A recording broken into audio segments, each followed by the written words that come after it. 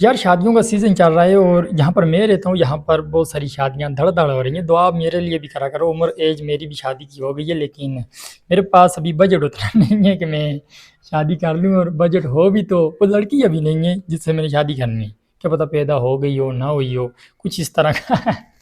तो वीडियो बनाने का इतना सा मकसद है क्योंकि मैंने आपके साथ हर तरह की पहेलियाँ शेयर की, डबल मीनिंग पहेलियाँ शेयर की, रोमांटिक शेयर की, फ़नी शेयर की, क्विज़ आपके साथ शेयर करता रहा हूँ। लेकिन अभी मेरे गाँव में शादियों का माहौल है, तो मैंने सोचा क्यों ना आपसे एक शादी से रिलेटेड रिडल पूछी जाए, और ये इसका आंसर शादीशुदा लोगों के अलावा कोई दे नहीं सकता। लेकिन अगर आप मेरी तरह के सिंगल लड़के हो और आपको लगता है कि आप भी इसका आंसर दे सकते हो, तो इसका सही आंसर कमेंट में देना है। वो नोटी अमेरिका वाला जैसे डबल मीनिंग पहेलियों में देते रहे, वो वाला नहीं देना। फैमिलीज ये देखती हैं वीडियो, समझा करो।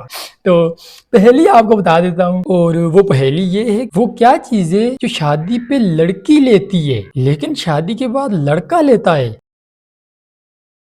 मतलब वो नहीं है। वो नहीं है जो आप सोच रहे हो, जो लड़का लेता है शादी के बाद, वो नहीं है इसका आंसर। समझ रहे हो? समझ रहे हो आप?